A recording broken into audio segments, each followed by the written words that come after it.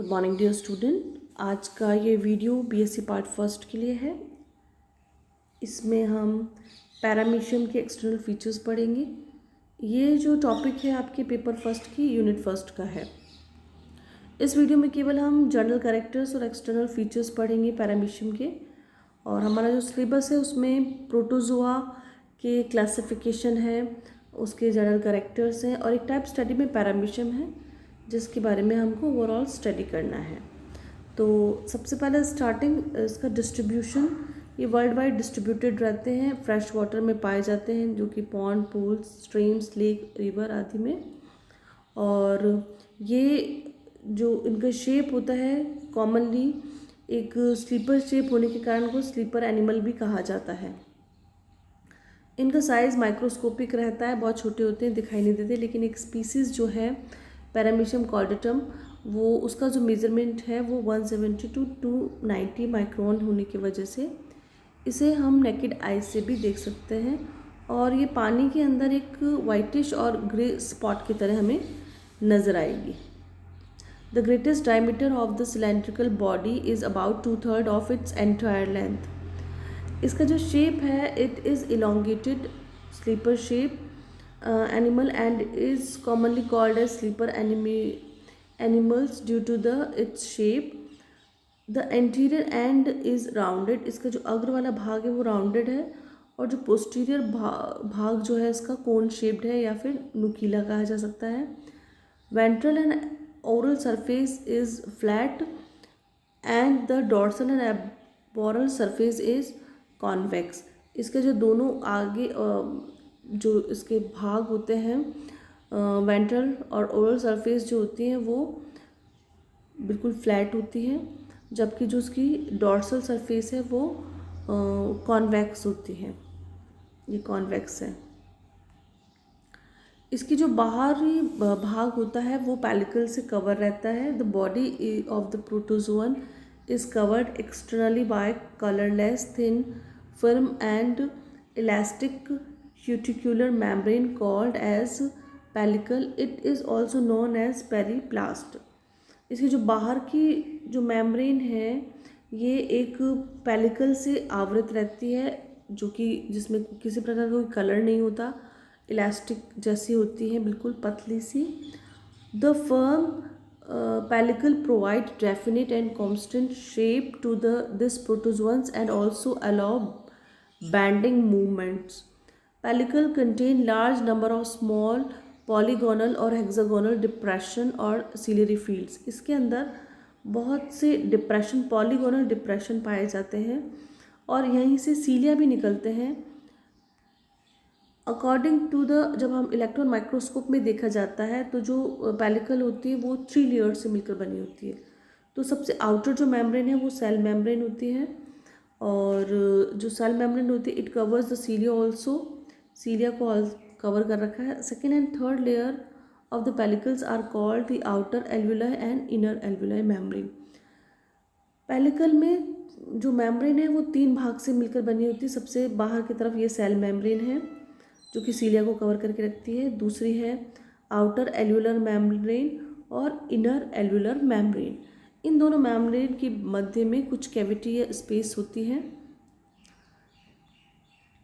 The marginal hexagonal depressions are slightly raised up and raised. अब यहाँ पे जो हेक्सागोनल डिप्रेशन होता है ये थोड़ा सा उभरा हुआ होता है, खुरदरा होता है। यहाँ से trichocyst open in these right.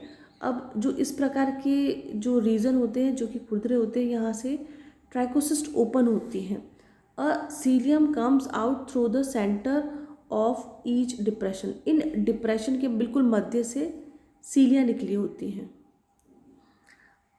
Paramecium के बाहर आउटर साइड में एक ग्रूव पाया जाता है जिसे कि ओरल ग्रूव कहते हैं। The ventral surface of the body of this protozoans bear a prominent oblique and swallow depression. ये एक तिरछा सा ओब्लिक एक डिप्रेशन पाया जाता है जिसको कि ओरल ग्रूव कहते हैं। This depression is known as oral groove. It originated from the middle of the body. ये जो इसका बॉडी है इसका मध्य बिल्कुल जस्ट मध्य में है and extend to the left side of anterior end. और जो अग्रभाग है वहाँ तक ये नीचे की तरफ जाता है।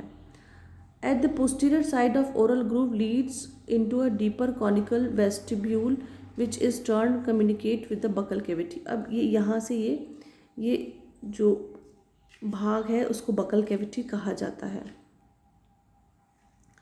Cilia are short hair-like structure present all over the surface of the body. इनके पूरी बॉडी के ऊपर सीलिया प्रेजेंट होते हैं।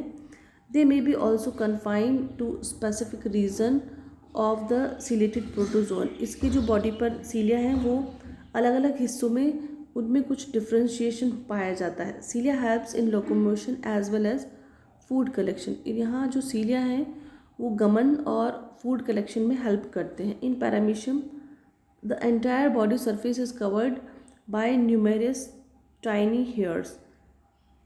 these cilias are arranged in longitudinal rows throughout the body. सीलिया जो होता है बॉडी की लॉन्गिट्यूडनल इस तरह से लॉन्गिट्यूडनली अरेंज रहते हैं। The length of cilia is uniform but a few longer cilias are present at the posterior end. पूरी बॉडी पे जो सीलिया हैं उनका जो साइज़ है वो सेम रहता है, लेकिन इसके जो पोस्टीरियर एंड है यहाँ पे जो पाए जाने वाले सीलिया हैं वो थोड़े बड़े होते हैं। The cilia at the posterior end form the caudal tuft. जो बड़े जो सीलिया हैं वो पैरामीशियम कॉर्डेटम में कॉडल ट्रैफ्ट का फॉर्मेशन करते हैं। अब अल्ट्रा स्ट्रक्चर देखा जाए सीलिया का, तो cilia greater resemble the flagella in the basic structure. Cilia और फ्लैजिला का जो बेसिक स्ट्रक्चर है वो सेम है, पर इनमें कुछ मेजर डिफरेंस है कि जो फ्लैजिला होते हैं वो लंबाई में बड़े होते हैं जबकि सीलिया छोटे होते हैं। फ्लैजिला संख्या में कम होते हैं जबकि सीलिया जो होते हैं वो बहुत अधिक होते हैं। सीलिया अराइजेज फ्रॉम द काइनेटोसोम। जो सीलिया है वो काइनेटोसोम से अराइज होते हैं, उद्भव होते हैं। Cilia consist of an axial filament called the axoneme surrounded.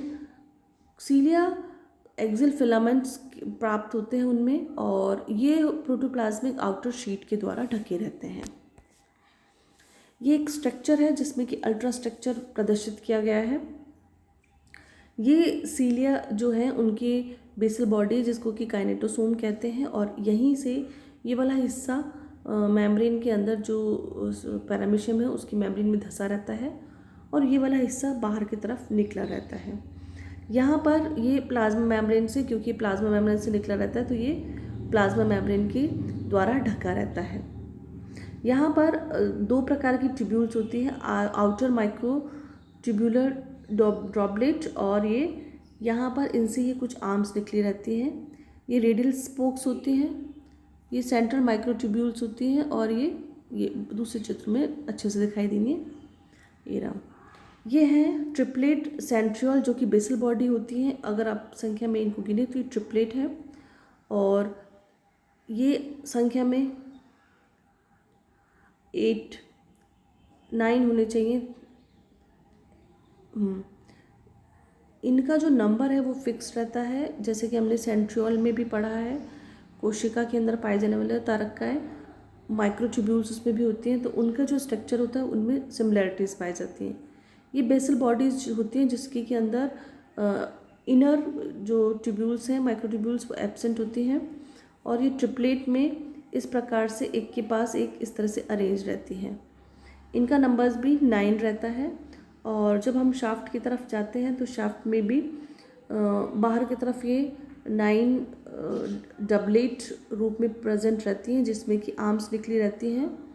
ये जो आर्म्स होती हैं उनको आउटर डायनेन कहा जाता है, ये इनर डायनेन है, और ये अंदर की तरफ निकली हुई रहती हैं। बीच में है सेंट्रल सिग्नेट माइक्रो ट्यूब्यूल्स, जो कि नंबर्स में 2 हैं लेकिन एक दूसरे से अलग अलग होने के कारण जुड़ी हुई हैं। ये सभी एक दूसरे से जुड़ी रहती है जिन्हें कि नेक्सीन कहा जाता है। Thank you.